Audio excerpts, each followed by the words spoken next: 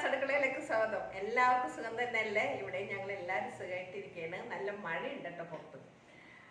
അപ്പോൾ ഇന്ന് ഞാൻ നിങ്ങളുടെ മുന്നിൽ കൊണ്ടുവരുന്നത് നല്ലൊരു കിടിലൻ ചെമ്മീൻ ചോറാണ്. അപ്പോൾ ചെമ്മീൻ ചോറ് ഞാൻ ഇതുവരെ നിങ്ങളുടെ മുന്നിൽ കൊണ്ടുവരില്ല. ചെമ്മീൻ ബിരിയാണി ഉണ്ടാക്കിയിട്ടുണ്ട്, ചെമ്മീൻ ചോറായിട്ടുള്ളത് ഞാൻ ഉണ്ടാക്കിയിട്ടില്ല. അപ്പോൾ എല്ലാവർക്കും ചെമ്മീൻ ഇഷ്ടമല്ലേ? അപ്പോൾ ചെമ്മീൻ കൊണ്ടുള്ള റെസിപ്പി ആവാമെന്ന് വിചാരിച്ച്. അപ്പോൾ ഇന്ന് എൻ്റെ വീഡിയോ ആദ്യമായിട്ടാണ് കാണണമെങ്കിൽ തീർച്ചയായിട്ടും നിങ്ങളൊന്ന് സബ്സ്ക്രൈബ് ചെയ്യാനും തൊട്ട് കാണുന്ന ബെല്ലൈക്കനോളൊക്കെ ഒന്ന് പ്രസ് ചെയ്യണം. ഇഷ്ടപ്പെട്ടാൽ ഷെയറൊക്കെ ഒന്ന് ചെയ്തേക്കണം.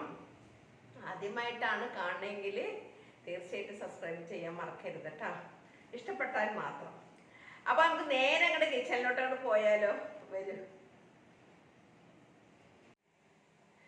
അപ്പോൾ അതേ ഞാനിവിടെ കുറച്ച് ചെമ്മീൻ എടുത്ത് വെച്ചിട്ടുണ്ട്. ഇതൊരു 1/2 കിലോ ചെമ്മീനായിരുന്നു കേട്ടോ. കിള്ളിയപ്പോൾ ലേശം പോയി, എന്നാലും ഇതുപോലെ ചെറിയ ചെമ്മീനാണ് എടുത്തിരിക്കുന്നത്. നിങ്ങൾക്ക് വേണമെങ്കിൽ വലിയ ചെമ്മീൻ എടുക്കാം. അപ്പോൾ ഇതിലോട്ട് ഞാൻ കുറച്ച് ഉപ്പൊടി ഇട്ട് കൊടുക്കുന്നുണ്ട്.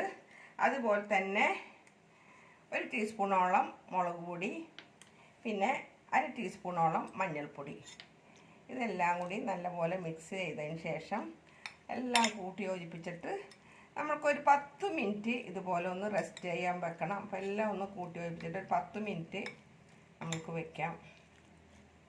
അപ്പോൾ എല്ലാം കൂട്ടി യോജിപ്പിച്ചിട്ടുണ്ട്. ഒരു 10 മിനിറ്റ് കേട്ടോ റെസ്റ്റ് ചെയ്യാൻ വെക്കാം.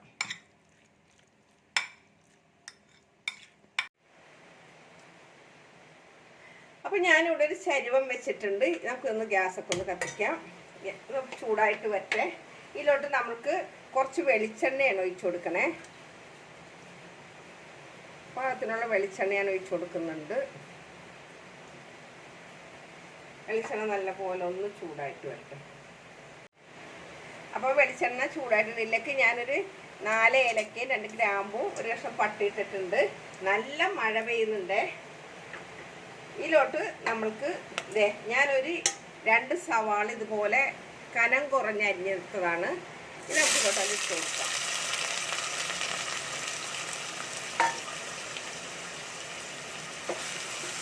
ഇതിൽ തന്നെ കിടന്നിട്ട് നല്ല പോലെ ഒന്ന് വാടി വരണം.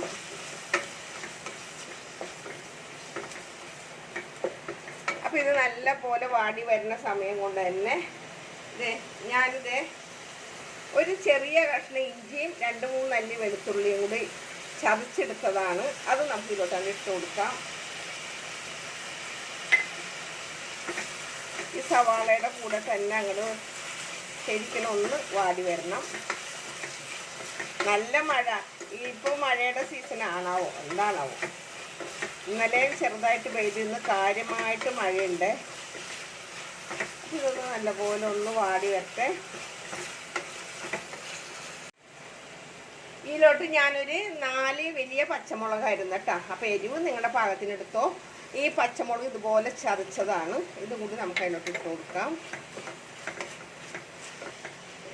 ആ കൂട്ടത്തിൽ തന്നെ ഇപ്പം ഞാൻ ഇവിടെ ചെമ്മീൻ മുളക് പെരട്ടി വെച്ചിട്ട് ഒരു 15 മിനിറ്റോളം ആയിട്ടുണ്ട്. ഈ ചെമ്മീനൂടെ മുളക് പെരട്ടി വെച്ചിട്ട് ഈ ചെമ്മീൻ ഞാൻ ഇതിലോട്ടാണ് ഇട്ട് കൊടുക്കുകയാണ്.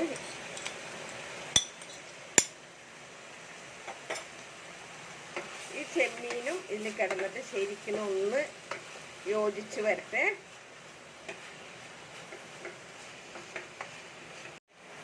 ഇതിലോട്ട് ഞാൻ വലിയൊരു തക്കാളി ഇട്ട് കൊടുക്കുന്നുണ്ട്, ഇതുപോലെ പീസാക്കിയത്. പിന്നെ അതുപോലെ തന്നെ ഒരു തണ്ട് കറിവേപ്പില കൂടി ഇട്ട് കൊടുക്കുന്നുണ്ട്. ചിലപ്പോൾ ഇതിൽ പാത്രം എനിക്ക് ചെറുതായിട്ട് തോന്നുന്നുണ്ട് കേട്ടോ, നോക്കട്ടെ. അങ്ങനെയാണെങ്കിൽ ഞാൻ ഈ പാത്രം ഒന്ന് മാറ്റുവേ, എന്നിട്ട് വേറൊരു ചരുവത്തിലോട്ട് മാറ്റും. എനിക്ക് തോന്നി വെള്ളമൊക്കെ ഒഴിച്ച് വരുമ്പോൾ ചിലപ്പോൾ പാത്രം ചെറുതാവാൻ ചാൻസ് ഉണ്ട്. അങ്ങനെയാണെങ്കിൽ ഞാൻ ഈ പാത്രം ഒന്ന് മാറ്റിയിട്ട് കൊണ്ടുവരാം. അപ്പോൾ ഇതൊരുവിധം നല്ല പോലെ വാടിയിട്ടുണ്ട്. ഇതിൽ കിടന്നിട്ട് ചെമ്മീനും നല്ല പോലെ ആയിട്ടുണ്ട്. അപ്പോൾ ഇതിലോട്ട് ഞാനൊരു 1/2 കിലോ നെയ്ച്ചോറിൻ്റെ അരിയാണ് എടുത്തിരിക്കുന്നത് കേട്ടോ. ഇതിലോട്ടാണ് ഇട്ട് കൊടുക്കാം. 1/2 കിലോ അരി കേട്ടോ. ഇത് നമുക്ക് സാധാ ചോറ് കൊണ്ടിട്ടും ഉണ്ടാക്കാം. ഞാൻ എടുത്തിരിക്കുന്നത് നെയ്ച്ചോറിൻ്റെ അരിയാണ്. നമുക്ക് ഇതിൽ കിടന്നിട്ട് ഈ ചോറും എല്ലാം ഈ ഇതിൻ്റെ കൂടെ കിടന്നിട്ട് ഒന്ന് ശരിക്കും ഒന്ന് യോജിപ്പിച്ചിട്ട് ഒന്ന് വറുത്തെടുക്കാം. നല്ല പോലെ ഒന്ന് ചൂടാക്കി എടുക്കട്ടെ ഈ അരി. അപ്പം ഞാനിത് എടുത്തിരിക്കുന്ന അരി എന്ന് പറഞ്ഞിട്ടുണ്ടെങ്കിലേ കൈമരിയാണ് കേട്ടോ ഞാൻ എടുത്തിരിക്കുന്നത്. അപ്പം ഇത് നല്ല പോലെ ഒന്ന് ഇളക്കിയെടുക്കട്ടെ. ഇതിലോട്ട് ഞാനൊരു 1/2 ടീസ്പൂണോളം മല്ലിപ്പൊടി ഇട്ട് കൊടുക്കുന്നുണ്ട് കേട്ടോ. അത് ആ സവാള വഴറ്റുമ്പോൾ തന്നെ ഇട്ട് കൊടുക്കാം, പക്ഷെ ഞാനപ്പോൾ ഇട്ട് കൊടുക്കാൻ വിട്ടുപോയതാണ്. ഇനി ഇത് നമുക്കൊന്ന് എല്ലാം കൂടെ ഒന്ന് കൂട്ടി യോജിപ്പിച്ചതിന് ശേഷം ഒന്നും കൂടി ചൂടാക്കി എടുക്കട്ടെ ഈ അരി.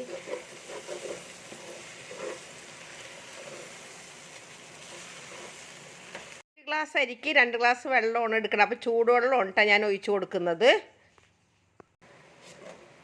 ഇതെല്ലാം കൂടി ഒന്ന് യോജിപ്പിച്ചിട്ട് നമ്മൾ ചെമ്മീനിൽ ഉപ്പിട്ടതാണെങ്കിലും നമുക്ക് ഉപ്പ് കുറച്ചിട്ട് കൊടുക്കേണ്ടി വരും. ഇത് നല്ല ടേസ്റ്റാണ് കേട്ടോ ഈ ചെമ്മീൻ ചോറ് കഴിക്കാനായിട്ട്. എനിക്ക് വലിയ ചെമ്മീനിനേക്കാളും ഇഷ്ടം ചെറിയ ചെമ്മീനാണ്. അതാണ് ഞാൻ ചെറിയ ചെമ്മീൻ ഇട്ടിട്ട് ചെയ്തത്. അപ്പോൾ അതിൻ്റെ ഉപ്പൊക്കെ ഒന്ന് നോക്കട്ടെ. ഉപ്പ് വളരെ കുറവാണ്, കാരണം ചെമ്മീനിൽ മാത്രമല്ലേ നമ്മൾ ഉപ്പിട്ടിട്ടുണ്ടായുള്ളൂ. അപ്പോൾ പാകത്തിനുള്ള ഉപ്പിട്ട് കൊടുക്കട്ടെ. ഉപ്പിത്തിരി മുൻതൂക്കം വേണം. തീ ഒന്ന് കൂട്ടി വെക്കട്ടെ.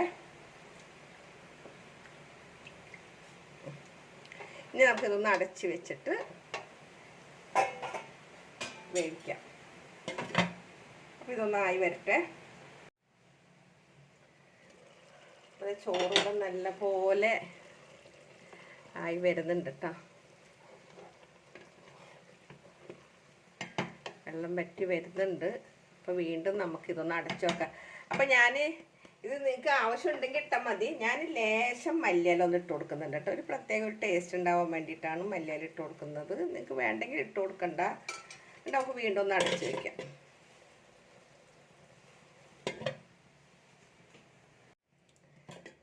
ചോറിൻ്റെ വെള്ളമൊക്കെ വറ്റിയിട്ടുണ്ട് കേട്ടോ. അതെ കണ്ടില്ലേ. ഇതിൽ നിങ്ങൾക്ക് വേണമെന്നുണ്ടെങ്കിൽ കുറച്ച് നെയ്യ് ഒഴിക്കാം. ഞാൻ നെയ്യൊന്നും ഒഴിക്കുന്നില്ല കേട്ടോ. ഞാൻ എന്നാലും ലേശം ഗരം മസാലപ്പൊടി ഇങ്ങനെ ജസ്റ്റ് ഒന്ന് ഇങ്ങനെ തൂക്കി കൊടുക്കുന്നുണ്ട്. അത് ആവശ്യമുണ്ടെങ്കിൽ തൂക്കാൻ പറ്റും. നമ്മളിതിപ്പോൾ ചെമ്മീൻ ചോറല്ലേ, നമ്മൾ ബിരിയാണി അല്ലല്ലോ തയ്യാറാക്കുന്നത്. അതുകൊണ്ടിട്ടാണ് വേറെ നമ്മളിതിൽ ഇതൊന്നും ചേർക്കാത്തത്. അപ്പോൾ നമ്മൾ ചോറൊക്കെ റെഡി ആയിട്ടുണ്ട്. ഒരു 2 മിനിറ്റ് കൂടി കഴിഞ്ഞാൽ നമുക്കിതൊന്ന് ഗ്യാസ് കൊണ്ട് ഓഫ് ചെയ്യാം. അപ്പോൾ ഒന്നും കൂടി നമുക്കൊന്ന് അടച്ച് വെച്ചിട്ട് 2 മിനിറ്റ്.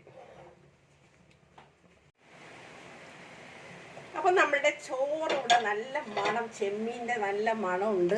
ചോറൊക്കെ ദേ ഇവിടെ അടിപൊളിയായിട്ടുണ്ട്, കണ്ടില്ലേ. അപ്പോൾ ഇത് ഞാൻ എൻ്റെ ഗ്യാസൊക്കെ അങ്ങോട്ട് ഓഫ് ചെയ്യാണ്. അപ്പോൾ ഇനിയിപ്പോൾ കൂടുതൽ എനിക്കൊന്നും തന്നെ പറയാനില്ല. അപ്പോൾ ഇതുപോലെ എല്ലാവരും ഒന്ന് ട്രൈ ചെയ്ത് നോക്കിയിട്ട് എനിക്ക് കമൻറ്റ് ബോക്സിൽ കമൻറ്റ് ഇടാൻ മറക്കരുത്. അപ്പോൾ കൂടുതൽ വിശേഷങ്ങളൊന്നും തന്നെയില്ല. ഇനിയിപ്പോൾ ഞാനിതൊന്ന് പ്ലേറ്റിലോട്ടൊക്കെ മാറ്റും ഫോട്ടോയ്ക്ക് വേണ്ടിയിട്ട്. അപ്പോൾ ഒരിക്കൽ കൂടെ നിങ്ങളോട് എല്ലാവരോടും നന്ദി പറഞ്ഞ് നിങ്ങളുടെ സ്വന്തം മാമിനെ താത്ത. Okay bye, thank you.